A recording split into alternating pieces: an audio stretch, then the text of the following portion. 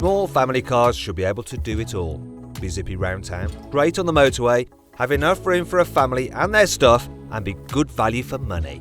But which should you choose between the new Ford Focus, the not so new but very good Volkswagen Golf, and the new Kia Ceed? So we've got a brand from the USA, a brand from Germany, a brand from Korea. So it's Asia versus Europe versus America.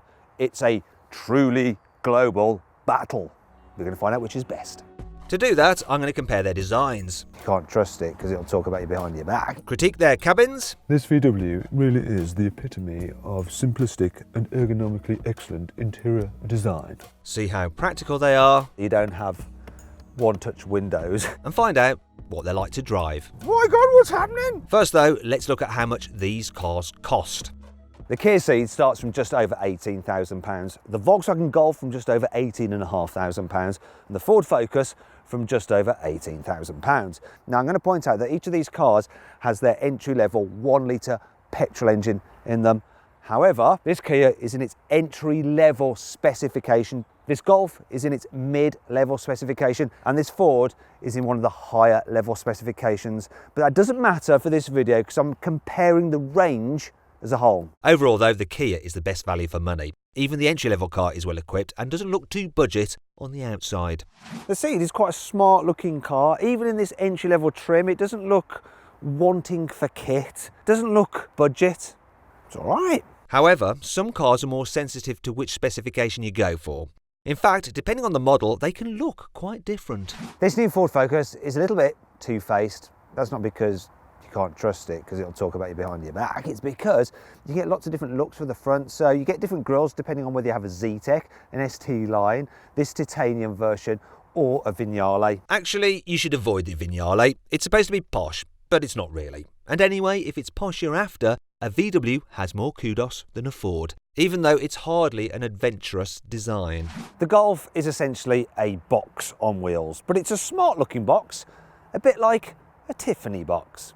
Though I don't think it's a favourite amongst seagulls, because out of all the three cars, a seagull decided to foul on this one. There's nothing foul about the VW's cabin though. Yes, the car's been around for a while, but it still feels right on trend. This VW really is the epitome of simplistic and ergonomically excellent interior design.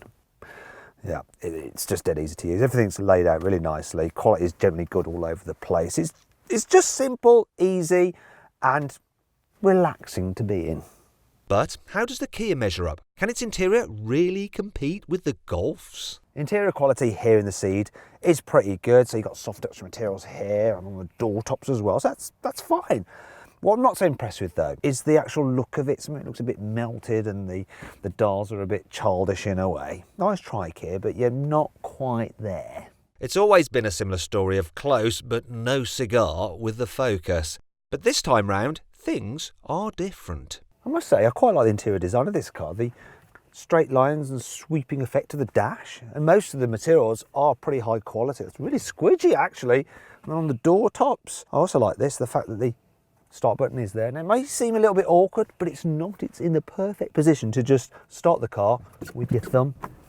See? Also, while the Ford's infotainment screen looks a little bit stuck on top of the dash, it too is in the ideal position, as you don't have to glance down from the road to see it. And it's a fairly decent system too, with a nice bright screen and smartphone connectivity. Though the entry-level Star version has a horrible little budget screen. The one in the Kia is a good size regardless of the model. And while the touchscreen is not as bright nor as sharp as the Ford's, it's very simple and easy to use. However, the Volkswagen has the slickest system, especially with the upgraded screen. The only problem is that it's located quite low. But you can get full digital dials with full HD sat-nav mapping right before your eyes, which you can't with the other two cars. And this is great if you're in the driving seat. But what's the VW like if you're in the back seat? The Golf square body means that it has quite a lot of headroom, though it's only about average in terms of space here in the back. However, you do get huge rear windows, and that combined with a light roof means that, yeah, it feels nice and airy back here. Speaking of air, let's them in. Come on, you should...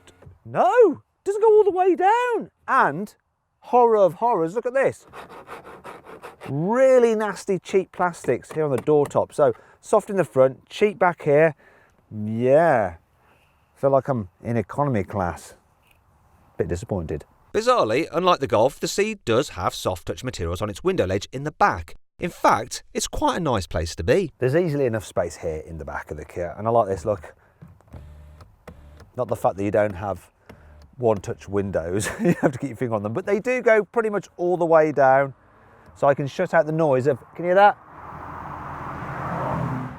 That's a McLaren supercar that's going round. What a racket! I can still hear it because the other door's open. One thing you won't hear, if you're in the Ford, is any complaints from the back. The old Ford Focus was really pokey here in the back seats, but this new one is a completely different story. Got lots of room. I'm really, really surprised. I want to show you this as well, look. Rear windows. They go all the way down. All the way, completely down. And this is the only car that has soft touch materials all the way here in the back. So it just feels a little bit more luxurious, and it's a Ford. The Ford is also the best car for carrying 3 in the back at once, then the Kia, and lastly the VW, though none of these cars are ideal for that really. However, when it comes to fitting a child seat, there's very little to choose from between all 3 cars. When it comes to carrying luggage instead of people, the Kia's boot is a bit bigger than the VW's, which is a bit bigger still than the Focus is. Also, the Ford's is the most annoying to pack. No chance of fitting this parcel shelf under... I can't even get it off. How does that even work? I tell you what, this is a faff. I was going to take this off and put it under there, but there's no point because look, there's no room for it. I want to show you this though. When I fold down the rear seats, oh, we can't get to them without taking this off. This is like amateur hour, isn't it? Look, come on, fold down. Yeah, you do get a flat loading area. Yeah, that's annoying. Thankfully, the Ceed is far less frustrating to load with luggage. I like the Kia's boot. It's a decent size. You've got a flat load floor. Look, you can adjust it as well. And hey, look, you can fold the seats down. They lie pretty flat, but what I don't like is this. You can't fit the parcel shelf underneath the boot floor. It's just a little bit too wide, so Really, it's only the VW that truly delivers perfect functionality. The Golf has a decent square boot, and look at this. The false floor reveals enough space to store the, come on, please fit. Don't let me down. Yes, to store the parcel shelf. Yeah, it's handy so it doesn't clutter up the interior when you're folding down the seats to carry lots of stuff. So far, these cars are quite closely matched. What's going to separate them, though, is how they are to drive. So let's kick off with the Ceed. The Kia is a car which focuses on comfort. It's good over bumps. It kind of neutralises the bigger ones. The flip side is that it feels a little bit loose when you're going faster, maybe over like undulations or throwing it into corners. I mean, it's fine. It just doesn't feel as sorted or as tied down as some other hatchbacks. In terms of the engines, there's only 3 choices: a 1.4 litre petrol, a 1.6 litre diesel, and the 1 litre in this car. And it's probably the engine to have because it gives decent economy. It's nippy enough. The only problem with it is that when you rev it, yeah, it's quite noisy in it. You feel the vibrations quite a bit. But other than that, this is a reasonably good car to drive. It's just not exceptional. Stepping out the Kia and into the Golf, it feels like a bigger car. So just a bit more substantial. The way it drives is more secure. You do notice the bumps a little bit more at lower speed, but that's because this car is on 17-inch alloy wheels, whereas the Kia is on 16. But as you're going faster, the whole car just feels almost like a bigger car from the class above. It's just a bit more solid, feels more stable when you're throwing it into corners. The Kia's not bad, but this is just that little bit better in pretty much every single way. Jumping out the Golf and into this Focus, this feels like a slightly bigger car yet again. So the way it goes over bumps is a little bit better than the Golf. I'm quite surprised about that, even though they're on the same size wheels. And then the way it goes around corners is even better than the Golf. So you get the slow speed comfort that you get in the Kia, you get the security, the handling of the Golf, and then some. Engine-wise, it's pretty good as well. We've got a 1 litre 3-cylinder turbo. Like the other 2 cars, this one, I think it's the least noisy, and it's got the most performance as well, though this is the higher power version of this 1 litre that you can get.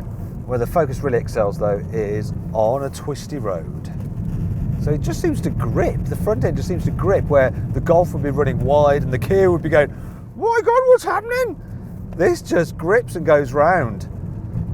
Interesting thing is though, that it doesn't feel any harsher over bumps than the Golf. In fact, I think at slower speeds, it's slightly better over bumps. So you get that slow speed comfort of the Kia, you get that high speed stability of the Golf, and yet it goes around corners even better still. Without doubt, the best car to drive is this Focus. So then, where does all that leave us? Well, the Kia Ceed is a decent car and you get a lot of equipment for your money. However, it just doesn't feel as posh as the Volkswagen Golf, which is also better to drive. But if it's the best car to drive that you're after, then it's the Ford Focus. Yeah, it still manages to be practical. It's got decent tech. It feels nicely built inside as well. And I think it's the best looking too. And overall, it is the best car here. And that's why it wins this test.